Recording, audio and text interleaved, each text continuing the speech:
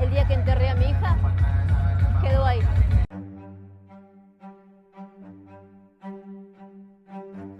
Cada 35 horas hay una mujer que muere. 250 mujeres perdieron su vida en el año 2023 bajo la figura del femicidio. Eso significa que es un 11% más que el año 2022. Esperé 37 años para estar todas juntas y que se pueda escuchar el dolor de todas por un mismo motivo. A la edad nuestra también nos están matando, o sea que no hay edad para los femicidios. Cambia en la sociedad, que la gente se concientice de la situación, de la violencia que hay en la actualidad. Vine con una compañera de trabajo, vine con amigas y bueno, vinimos en solidaridad a todo nuestro género, a que se terminen los femicidios, basta de violencia contra la mujer. Un 3 de junio del 2015 se reunió un grupo de mujeres en la calle. Era un grupo grande y gritaba ni una menos. ¿Pero qué fue lo que desencadenó ese grito grupal por primera vez? ¡Ni una menos! Algunas semanas atrás, una adolescente de 14 años, que había desaparecido, fue encontrada en el patio de la casa de su antiguo novio, quien la mató a golpes y la enterró con ayuda de su familia, supuestamente, en el patio de su casa. Su nombre era Kiara Páez y estaba embarazada.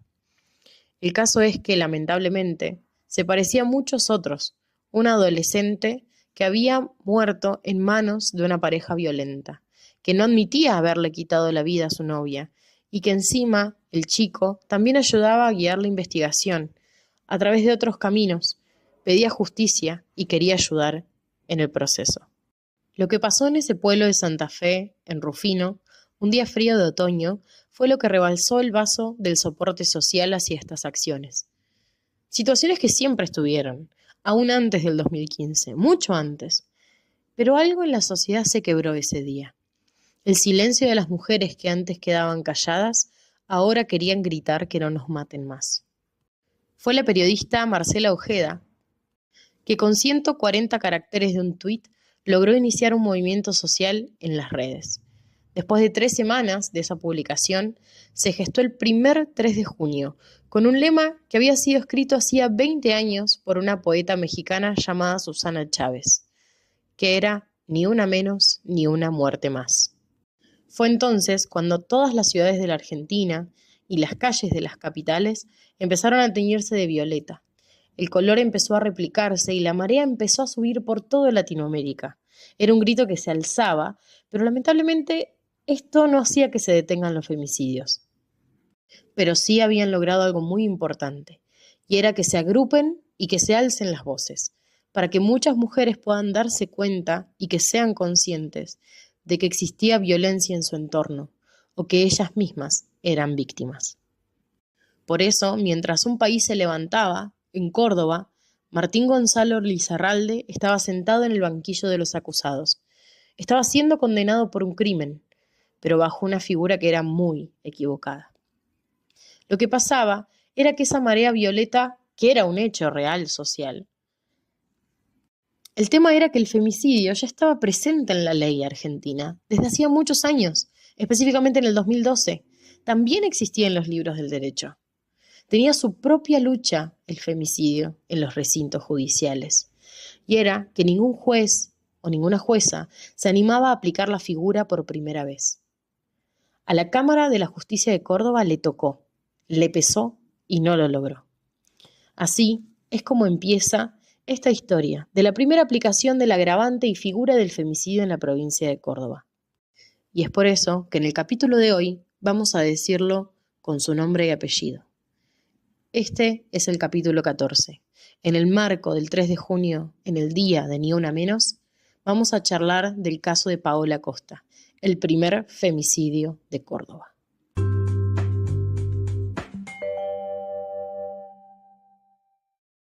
Bueno, ¿cómo andan? ¿Cómo están? Bienvenidos a Puede Pasarte Podcast en este día bastante gris y bastante oscuro, pero con muchas voces que dan vueltas y es re importante que quienes tengamos este micrófono podamos decir algo al respecto.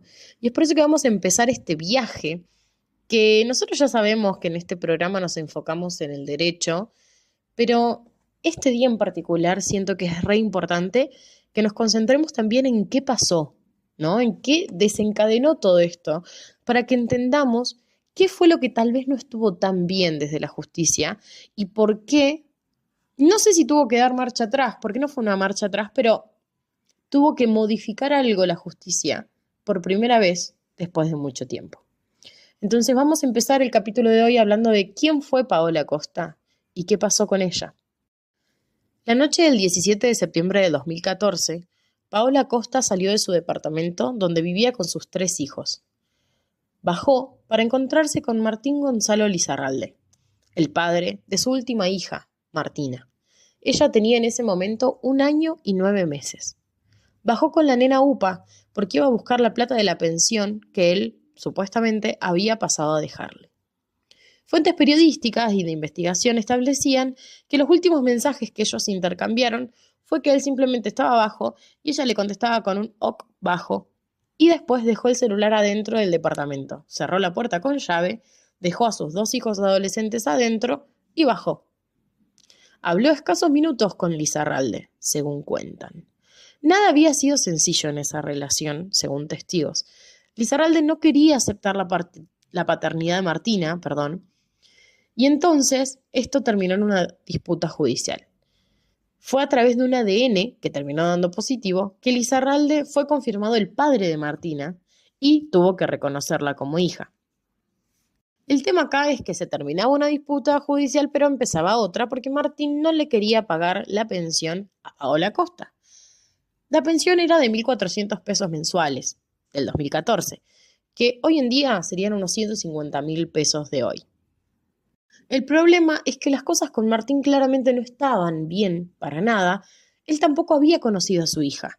Entonces le era muy raro a Paola que Martín quiera pasar por el departamento a dejarle la plata en efectivo y encima conocer a Martina, que no la había querido ver en ese 1 año y 9 meses, ni tampoco en todo el proceso y tiempo del embarazo. Entonces Paola dijo que le era medio extraño el hecho de que quiera darle el efectivo cuando podían tener una suerte de intercambio vía depósitos bancarios. El tema es que Lizarralde estaba con que quería encontrarse con su hija, conocerla y darle la plata. Nuestro primer paréntesis del caso es que después de esta situación, la Fiscalía analizó la posibilidad de que todo esto haya sido premeditado por Gonzalo Lizarralde.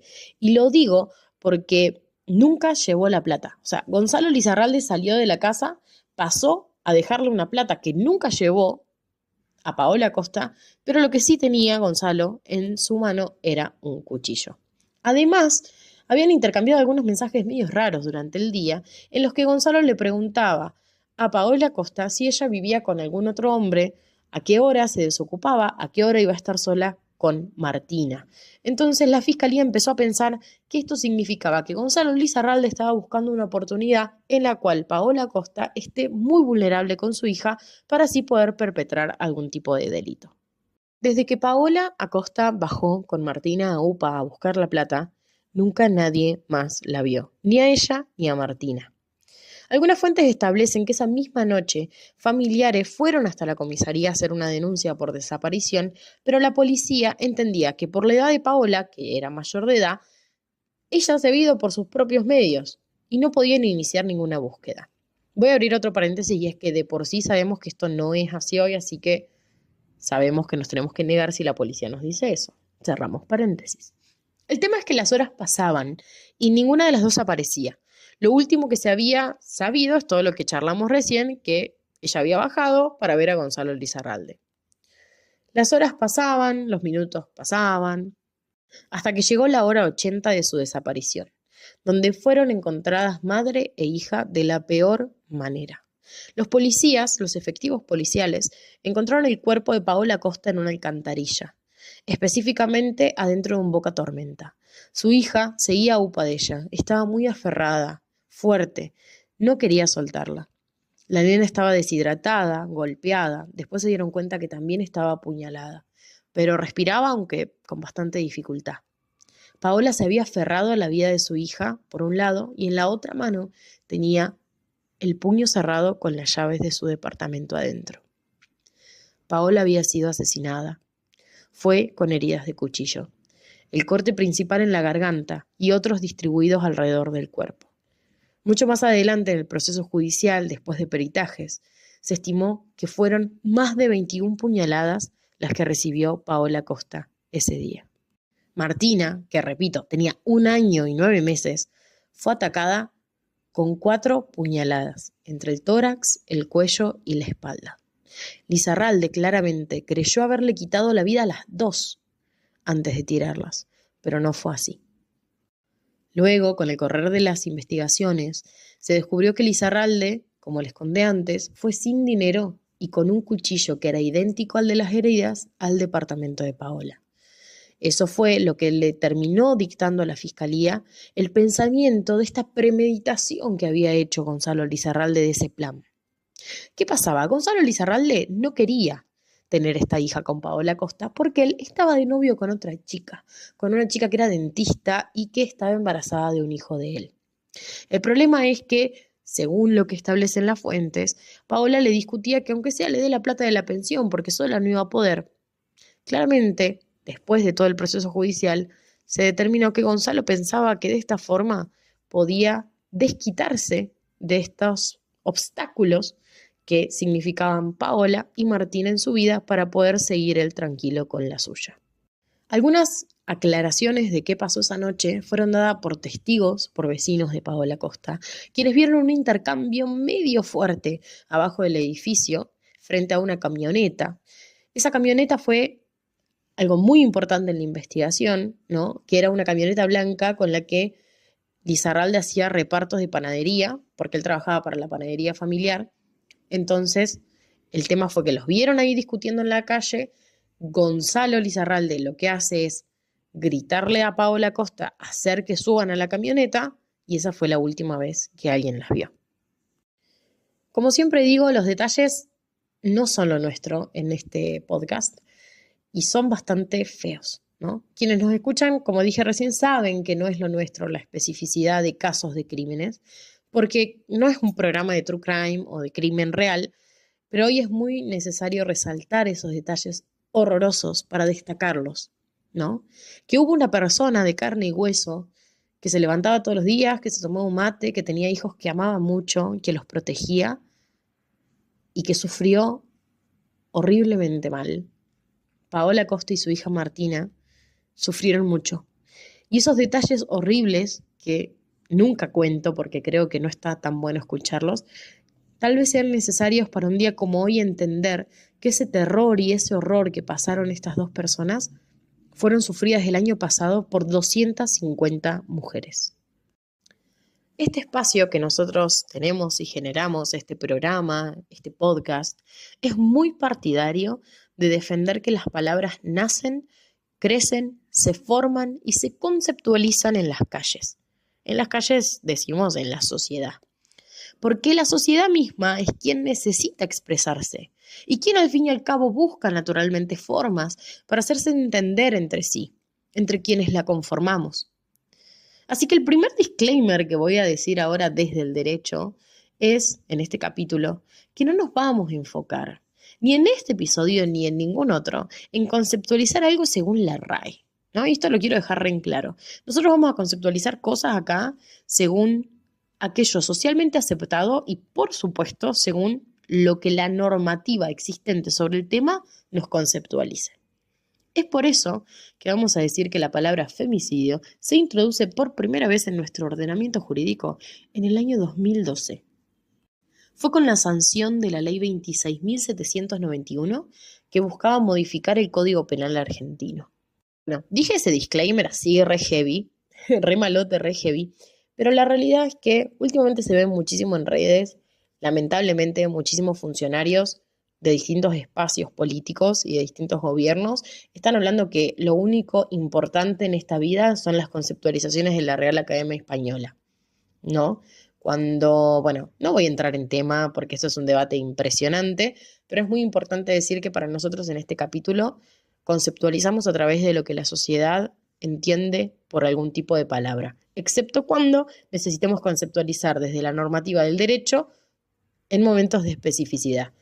Pero bueno, para que después no comenten y digan que la RAE no dice que el femicidio es tal cosa y demás. Y con eso termina el disclaimer. Seguimos. Bueno, nosotros ahora nos encontramos en que tenemos a la ley 26.791 que nos introduce a el femicidio en el 2012, o sea, hace un montón de tiempo, ¿no? Muchísimos años. En esa ley había un inciso, que es el segundo, que viene a modificar el artículo 80 del Código Penal argentino, que el artículo 80 son los agravantes del homicidio. ¿Bien? Entonces, esa ley agrega un inciso, que es el 11, quedando el delito de la siguiente forma. El que le quite la vida a otro, y dice, inciso 11, a una mujer cuando el hecho sea perpetrado por un hombre y mediare violencia de género. Así queda el inciso 11 del artículo 80, que es el agravante al 79, que es el homicidio simple, ¿bien? ¿Cuál problema vemos acá? Cualquier mortal que pisa esta tierra, no va a haber ninguno, ¿no? Queda bastante claro que cuando un hombre mata a una mujer mediando violencia de género. Pero ¿qué pasa? Para una persona que se dedica al derecho, acá hay algo que no está tan bueno. Y lo primero que se le critica a esta normativa es que no define qué es la violencia de género. Entonces, en el derecho, cuando no tenemos algo claro, y esto no significa tener una definición de la RAE, ¿bien? Cuando no tenemos algo en claro porque no se limita, entonces si nosotros no sabemos qué es la violencia de género, es difícil encuadrar la acción de un sujeto acusado, ¿sí? Entonces, este problema existe. Y existe porque quienes están siendo acusados de femicidio en ese momento y en este momento también, tienen personas que los defienden, ¿ok? ¿Por qué? Porque esas personas, por más de que hayan hecho algo horrible, tienen el derecho constitucional de la legítima defensa en juicio. Y esas defensas muchas veces quieren hacer lo mejor para su cliente sin importar qué delito cometió esa persona. Entonces, claramente, cuando nosotros como defensa, pongámonos en ese lado, ¿no? Nosotros tenemos un cliente que hizo un acto horrible, pero somos su defensa. Entonces, la fiscalía, que es quien está acusando a mi cliente, toma esta idea, por ejemplo, de que media violencia de género y no está definido. Y yo digo, no, mi cliente no me dio violencia de género, entonces no estamos ante un femicidio.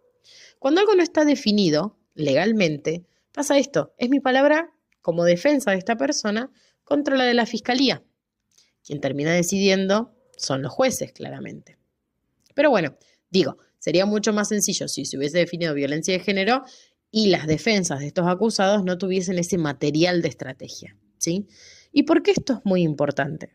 Esto es muy importante porque es lo que pasa en el caso de Paola Costa. Y para terminar, porque por ahí a veces explicar esto es bastante complicado, lo vamos a ver con un ejemplo. El derecho muchas veces necesita que las palabras se limiten. ¿Por qué? Porque la acción, cuando estamos hablando de un delito, tiene que encuadrar de manera perfecta. O sea, las acciones que haga una persona tienen que encuadrar perfectamente con las acciones descriptas en el Código Penal. Bien, eso hace a que en el derecho existan muchas palabras difíciles, complejas, que escuchamos a veces en la radio, en la tele o en programas y que no sabemos qué significan. Pero para quienes estudiamos el derecho las tenemos que tener muy en claro porque una cosa no significa otra. Y para eso vamos a dar el ejemplo de las palabras más utilizadas en los homicidios, que son ensañamiento y alevosía. Así como no es lo mismo quitarle la vida a una persona siendo un hombre que le quita la vida a una mujer, no es lo mismo una persona que le quita la vida a otra a través de alevosía o a través de ensañamiento. Cuando algo es alevoso, ¿no? Cuando un homicidio se perpetra con alevosía, o sea, se hace con alevosía, significa que la víctima estaba vulnerable. O sea, tenemos un sujeto en un estado de vulnerabilidad. Por ejemplo, esa persona estaba durmiendo o esa persona estaba de espalda cuando viene alguien y la mata. O sea, el sujeto se aprovecha de esa vulnerabilidad y le quita la vida, ¿no? En cambio, el ensañamiento se entiende que la víctima termina pasando por un sufrimiento innecesario, ¿no? Como que no era necesario darle 700 puñaladas, con una era suficiente, con dos era suficiente para quitarle la vida. Entonces, lo que se entiende es que en el ensañamiento, lo que hace el homicida es poner a la víctima en una situación de vulnerabilidad, excediendo el sufrimiento innecesario. Como vemos, las palabras en el derecho son muy importantes. Entonces, tal vez, diría yo, ¿no sería importante diferenciar el homicidio del femicidio? Plot twist, claramente que sí, es re importante. Y es por eso que vamos a charlar justamente de eso en este momento. La definición técnica de un femicidio es: el femicidio es un delito por el cual una persona le quita la vida a otra, solo que la persona que le quita la vida es un hombre y quien fallece es una mujer. Y lo hace por el simple hecho de ser mujer. Y algunos autores o autoras agregan que también es por el simple hecho de estar ejerciendo sus derechos. O sea que la violencia de género se termina traduciendo en que simplemente por el hecho de ser mujer, un hombre aprovecha esa fuerza extra, esa situación mental que tiene y le quita la vida a otra. Solo por ese hecho, ¿no? Por el hecho del género que tiene. Y además, tal vez se le agrega por estar ejerciendo sus derechos. Si esta figura, así definida, ya existía desde el 2012, ¿por qué la Cámara de Córdoba no la aplicó? Porque ¿qué pasó con Paola Costa? Dijo que era por alevosía, ¿no? Entonces, ¿por qué la figura del femicidio fue apartada en la justicia? ¿Por qué tuvo que existir el ni una menos? ¿Por qué tuvo que juntarse un grupo de mujeres después de un tuit para gritar: por favor, no nos maten más? Existe la figura del femicidio, que la justicia la aplique. ¿Por qué? Si ya existía hacía mucho tiempo, ¿por qué necesitamos esa reivindicación constante de una situación tan fuerte? Hay un autor colombiano que es bastante conocido en el área de la sociología del derecho, que se llama Mauricio García Villegas. En uno de sus textos, él habla de la eficacia simbólica del derecho. Miren qué palabras tan poéticas. Igual tranqui, porque no es algo muy complicado, la verdad. No se me pierdan acá. Ya pasamos las definiciones más complicadas del programa. Pensemos juntos. Villegas dice que para un juez o un profesional del derecho, una norma o una ley es ineficaz cuando las personas no conocen el contenido de esa norma o de esa ley. O directamente conocen el contenido, pero prefieren y eligen no seguirla. O sea, no cumplen la ley.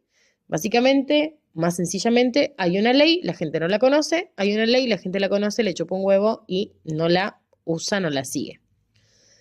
Pero Mauricio García Villegas va mucho más allá, da vuelta el dedo acusador ese que la justicia tiene para con la gente, porque si vieron recién, lo que hacen los jueces es decir: ay, esto es culpa de la sociedad que conoce la ley y no la cumple, o directamente ni conoce el derecho, malos, malos, malos.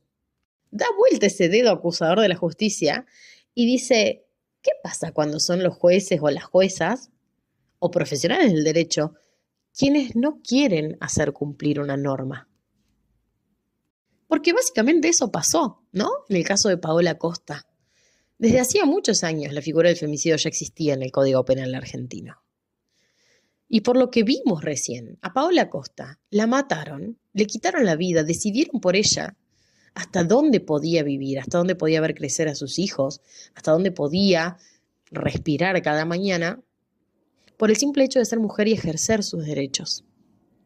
Entonces la figura estaba más que presente en la normativa. Estaba en una ley específica que modificaba el Código Penal argentino, pero los jueces y las juezas seguían juzgando a este tipo de crímenes como agravados por el vínculo, o sea, porque eran pareja, o agravados por el ensañamiento, porque había demasiada violencia en el medio, o agravados por alevosía, por la vulnerabilidad de la víctima, entendiendo que la mujer es vulnerable y punto. Pero nadie se animaba a aplicar el femicidio. Por lo menos no en Córdoba. Estaba pasando eso que nos advertía Villegas en su texto. El derecho, esa norma vigente que al fin podía reflejar lo que la sociedad quería, chocaba, pero no con una sociedad que no acataba la regla o la norma o la desconocía, sino que era el mismo derecho, era la justicia en este caso, la que se resistía a cambiar. O sea, la sociedad en la calle estaba pidiendo a gritos, literalmente, que hablemos y que condenemos a los femicidios. Pero ahí seguían los juzgados, condenando a través de otras figuras. La norma estaba existiendo, pero no se aplicaba. Entonces, estamos frente a lo que llamamos una ineficacia del derecho. Un derecho que existe en el papel, que lo podemos leer, que lo podemos ver, que lo podemos tocar si lo imprimimos, ¿no? Pero que los tribunales no lo aplican. Y no porque no puedan hacerlo, sino porque no quieren hacerlo.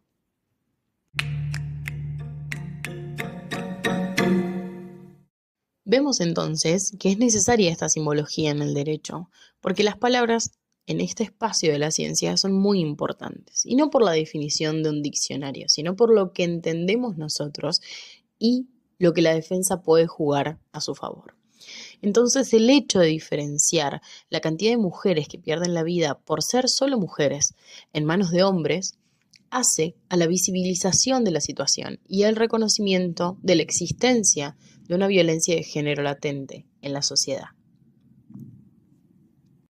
Y como ya sabemos por otros capítulos, el proceso de una causa judicial, y acá voy a abrir un paréntesis, esto es a grandísimos rasgos, y lo digo para que no se me pongan en procesalistas o quienes escuchan y conocen del derecho no crean que estoy diciendo barbaridades generales. No voy a decir ningún nombre raro ni difícil, y la idea justamente es que sea simple y que todos lo podamos entender. Entonces vamos a decir que en un proceso judicial se empieza en el juzgado de primera instancia, que es como nuestro primer escalón. Después pasamos a una cámara, que es como nuestro segundo escalón.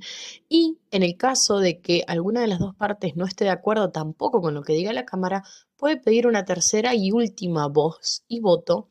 Y es ahí donde opina el tribunal más alto y más importante de cada provincia. Como nosotros estamos en un caso de Córdoba, entonces vamos a decir que ese ente más importante y tercer escalón último es el Tribunal Superior de Justicia.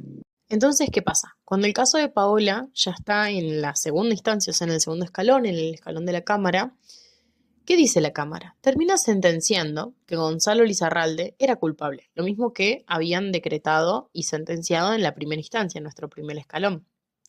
Pero lo que pasaba era que ellos repetían lo que se repetía en primera instancia, que era un delito de homicidio que estaba agravado por la alevosía, o sea, por la caracterización de la vulnerabilidad e indefensión que tenía la víctima, en este caso Paola Costa, y se inclinaban así, diciendo que Lizarralde era un hombre que medía 1,91 y que pesaba 110 kilos, mientras que Paola Costa medía algo así de 1,60 y era mucho más liviana en peso, que además tenía una niña en brazos de 1 año y 9 meses, entonces se generaba ese espacio de vulnerabilidad y de pequeñez, ¿no es cierto?, de la víctima, con la facilidad de subirla a una camioneta y apuñalarla por la espalda reiteradas veces. Entonces, para el tribunal estaba mucho más claro en cuanto a palabras concretas, ¿no? Esto que estamos hablando de que tal vez faltaba un poco ahí de la definición de qué era violencia de género. Entonces, el tribunal decía, bueno, encuadra paso a paso de lo que significa un homicidio agravado por alevosía. Pero entendía la Cámara que no por femicidio, aunque Paola Costa estaba siendo asesinada por ser mujer y por ejercer sus derechos. Entonces, ¿qué hacía la Cámara? Le daba mucha más importancia a la indefensión de la víctima y no tanto, tal vez, a introducirse y animarse a introducirse más allá de eso superficial que tenía el caso, ¿no? De esta situación que lastimosamente era y es, me atrevería a decir, bastante común, lastimosamente, reitero, de que exista, e intentar comprender por qué se originó esa situación de indefensión. No la situación de indefensión en sí, sino que estaba indefensa y vulnerable porque era mujer y estaba frente a un hombre que básicamente la odiaba. Pero ¿qué pasó? La Cámara prefirió quedarse en el molde completamente, no salir de lo preestablecido, lo que en el derecho se llama el establishment. Entonces teníamos una realidad que estaba chocando, una realidad social que estaba chocando con un derecho que no quería ser cambiado y por una justicia que no quería hacer algo por esa voz del pueblo que se estaba haciendo escuchar. Fue entonces cuando la causa terminó subiendo al último escalón de la provincia. O sea, la Cámara dijo, este tipo claramente es culpable. Nunca tuvimos pruebas más firmes de que una persona era culpable de un delito. Eso lo dijo un juez de la Cámara. Entonces, estábamos claramente ante un femicidio. Lo que pasa es que nadie quería agarrar esa, podríamos decir, esa papa caliente de dar el primer por qué, ¿no? Porque era bastante complejo y tal vez parece que no, voy a decir algo a título personal. La justicia de Córdoba es bastante conservadora, ¿no? Nadie quería ser el primero en titular un delito como femicidio porque había que justificarlo. Entonces, ¿qué terminan diciendo? Bueno, si ustedes quieren que sea la figura del femicidio, pues súbanlo al TCJ. Y así es como llega entonces al Tribunal Superior de Justicia, nuestro último escalón a nivel provincial, a quien le mandan a revisar la sentencia. Específicamente lo que se le pide al Tribunal Superior de Justicia es que decida si el caso es claramente por un homicidio agravado por la alevosía o por fin íbamos a estar ante un caso de femicidio. El análisis que hace el Tribunal Superior de Justicia, en este caso, fue totalmente simbólico. Fue ver si esa eficacia que tiene que tener el derecho con la sociedad existía o seguía el derecho por un lado y el pedido social por el otro. Porque pensemos que la pena era la misma, ¿no? El agravante genera una misma pena, que es la perpetua. Entonces, era completamente de definición, de simbología, si era un agravante del artículo 80 por alevosía o si era femicidio. Claramente para la familia de Paola Costa, para la sociedad argentina, para la sociedad cordobesa, el hecho de que sea un femicidio generaba una resignificancia de ese dolor, de ese padecimiento que iban a sufrir toda su vida. Y acá es donde podemos pensar en esos momentos en los cuales escuchamos muchas veces esta idea de la exclusión positiva, ¿no? Si no lo escucharon, la exclusión positiva es algo que se suele utilizar muchas veces en los debates, y más que nada lo usan quienes están enfrente, del otro lado de la vereda, y piensan e intentan justificar con ese pensamiento que este tipo de luchas, las luchas donde las mujeres piden que no existan más muertes solo por ser mujer, que no asesinen a niñas, que no asesinen a adolescentes, a personas grandes, a jubiladas, que se aprovechen de la situación de que son mujeres y que ejercen sus derechos. Entonces se habla de esta idea de la exclusión positiva, ¿no? Básicamente es, apartamos a las mujeres, excluyéndolas del homicidio, ¿no? Y eso genera que no se está integrando a un grupo homogéneo. O sea, las mujeres son aparte del hombre, por ejemplo. Y acá es donde entra una justificación académica que a título personal me parece excelente, que es la de Mariela Puga, que es una abogada académica y además es autora, y que escribió un texto de derecho, específicamente creo que es más del lado constitucional, que se llama De celdas y tumbas, la introducción a los derechos de las mujeres. Y en uno de los párrafos ella explica muy bien que el hecho de categorizar a las personas de sexo femenino de las mujeres a través de derechos especiales no hace una exclusión, sino que es una demanda que es imprescindible para poder restablecer esos desequilibrios legales y sociales que históricamente se dieron para con la mujer. Entonces podemos decir acá que la Cámara tenía una decisión histórica en las manos, acortar esa brecha que existía entre la realidad y el derecho, que históricamente siempre estuvieron alejadas entre sí. A veces para no tan bien, donde la sociedad pedía cosas que el derecho no daba, y otras veces al revés, como nos decía antes Mauricio García Villegas, ¿no? De decir, es la sociedad la que choca con una justicia que no quiere impartir un derecho que existe y que defiende lo que pide la sociedad, pero es la justicia conservadora la que no quiere modificar el porqué, no quiere decir que fue un femicidio. La cuestión acá es que la Cámara no se animó a hacer lo que tenía que hacer. La población cordobesa se empezó a levantar, el país también, empezó el movimiento nacional de Ni Una Menos, y en parte se comenzó localmente a solicitar una recalificación de la carátula, pidiendo que sea femicidio. Empezaron las marchas específicamente para esto. Ya se sentía toda esa oleada que había dejado el primer 3 de junio del 2015 y estaba llegando a lugares decisivos, entre ellos al TCJ, quien finalmente terminó escribiendo la historia cordobesa del femicidio, recalificando por primera vez una carátula, pasando de ser un homicidio agravado por la alevosía a ser uno agravado por femicidio, utilizando por primera vez en la justicia cordobesa el artículo 80, inciso 11. El TCJ sostuvo, a través del fallo, que no es necesario que una mujer sea vista como una persona débil o vulnerable para que exista y medie violencia de género. Eso fue muy importante y es muy importante para los casos que vinieron después, ¿no? Porque muchas veces, y esto va a parecer un chiste y no lo van a poder creer, pero muchos hombres que estuvieron acusados de mediar violencia de género, a veces no llegando a quitarle la vida a una mujer, sino a través de otro tipo de violencia, como las lesiones, por ejemplo, se defendían, exhibiendo que ellos eran mucho más, por ejemplo, que tenían menos peso corporal que la mujer, o que eran más bajitos que la mujer. Entonces, que el TCJ diga que no es necesario que sea vista la mujer como una persona débil o vulnerable para que exista violencia de género es un montón. También en el fallo de Paola Costa dijeron que el hecho de que no estemos ante un vínculo duradero, un vínculo formal, que no sean pareja realmente, eso no significa que no sea un femicidio, porque eso también es una justificación que usaban. Ah, no era mi pareja. Ah, yo estuve unas noches con ella nomás. Entonces no era importante ya que haya un vínculo de amor o un vínculo emocional para que cuando un hombre le quite la vida a una mujer sea un femicidio. Sí fue importante lo que el TCJ destacó acerca del desprecio que Lizarralde le tenía a la mujer. O sea, de ahí en más se empezó a notar que el femicidio también es cuando se desprecia a la mujer, se despoja de cuestiones positivas, ¿no? Donde Lizarralde veía un obstáculo que tenía que quitar, ahí fue que el TCJ fue indicando y dijo, che, esto me parece que es más femicidio que alevosía. Veía a una mujer como un obstáculo, como algo que tenía que eliminar y no le importaba, lo veía como un cono de tránsito, ¿no? Y creo que es eso a donde termina apuntando, ¿no?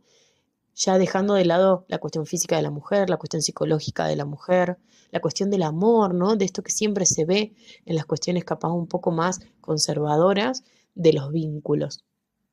Y terminan explicando en un párrafo, el último párrafo del fallo, que lo voy a leer tal cual porque no tiene desperdicio, y los miembros del tribunal dicen: recordemos que la violencia de género no es un modo que se presenta solamente a través de daños o lesiones explícitas, sino que en muchos supuestos se requiere de una aguda sensibilidad para detectar los indicadores de desigualdad que colocan a la mujer en una situación de inferioridad en la que el hombre, ejerciendo su poder, la lesiona física, sexual o psicológicamente, o de un modo más extremo, le causa su muerte. Y así fue como Paola Acosta terminó teniendo su justicia escrita, en la que, por primera vez, se denotaba un femicidio. Y fue su hermana, Maru Acosta, que luego fue una activista política, quien declaraba la importancia de que sea catalogada como femicidio. Creo que el femicidio es una marca, una huella que no se olvida porque hay alguien que te falta. La ausencia es lo más fuerte y lo más grave, lo más doloroso que se vive. Y es por Paola y por todas las mujeres que perdieron su vida en manos de hombres, quienes se la quitaron por el hecho de que eran mujeres, por el hecho de querer ejercer sus derechos, por ser independientes, por no querer soportar malos tratos. La verdad que acá deberíamos nombrar los 1.482 nombres y apellidos que desde el 2017 se perdieron por estas causas. Por ellas, por esas 1.482 y un número muchísimo más, lastimosamente grande e importante del pasado, que hay que reivindicar los días como hoy. Porque hay personas que todavía, y hay mujeres que aún tienen miedo de hablar, también tienen miedo de ser escuchadas, porque a veces les gana la vergüenza o tienen algún tipo de temor de que su entorno no sea seguro, de que las juzguen. Por todas esas personas y esas mujeres que aún no pueden decir qué les pasó, que cada vez que nos juntamos entre nosotras y volvemos nos pedimos avisar que llegamos bien, que básicamente significa que llegamos sanas, que llegamos vivas y que nadie se tiene que preocupar por eso. Es también recordar que nuestra realidad no es la de todas, que vivimos en distintos escenarios y en diferentes espacios, donde a veces no tenemos los mismos recursos y no podemos pedir la misma ayuda. Salir de espacios de violencia no es fácil y a veces se torna imposible. Es por eso que tenemos que apoyarnos entre nosotras, en quien realmente conoce y entiende lo que vivimos día a día por el simple hecho de ser mujer, y tener y generar nuestro propio espacio seguro. Es por eso que este capítulo es dedicado a quienes ya no están, por quienes se fueron sin su propia voluntad, por esos gritos que no fueron escuchados y pedidos de ayuda que no se atendieron. Y es por quienes tenemos que hoy gritar y podemos pedir que no pase más, que no nos maten más y decir hiper fuerte y súper claro que no queremos más que nos maten, que ni una menos. Así se terminó el capítulo número 14 de nuestro programa. Fue un poco más serio y más académico de lo que solemos hacer, pero la verdad es que el tema lo necesitaba y lo pedía. Espero que nos vayamos de este espacio habiendo aprendido un poco más, algo que capaz no sabíamos, casos que no teníamos en mente o que tal vez nunca habíamos escuchado. Y también ver que a veces la sociedad va más rápido que lo que va la justicia, y eso no tiene que ver con la justicia como ente abstracto, sino por quienes son parte de la justicia. Entonces, personificar también está bueno para saber dónde dirigir nuestros enojos y nuestros reclamos. Los espero en un nuevo episodio. Y esto fue Puede Pasarte Podcast. Nos pueden encontrar en las redes como @puedepasartepodcast. Mi nombre es Mila Kekut y espero que lo hayan disfrutado. Les dejo un abrazo enorme y nos estamos escuchando en un nuevo capítulo.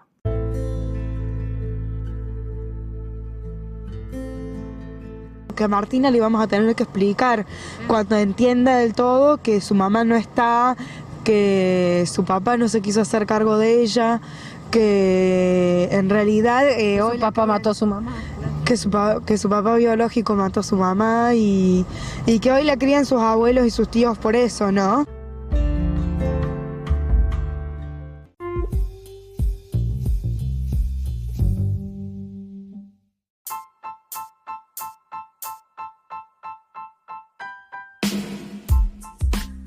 Fuentes del capítulo de hoy: La Izquierda a Diario, ni una menos, a 6 años del brutal femicidio de Paola Costa, está presente. La Voz del Interior, Archivo, noticias sobre la muerte de Paola Costa. Información sobre Chequeado, ni una menos, en 2023 hubo un femicidio cada 35 horas en la Argentina. Ebook Sociología, Derecho y Justicia, jóvenes ensayos de sociología. Monografía 3 por Milagros Kekut. Sentencia número 56, Lizarralde Gonzalo Martín, Sala Penal, Tribunal Superior de Justicia, año 2017, tomo 2, folio 435 de 500. La eficacia simbólica del derecho, Sociología jurídica del campo político en América Latina, por Mauricio García Villegas, Bogotá 2014. Y por último, De celdas y tumbas, Introducción a los derechos de las mujeres, por Mariela Puga.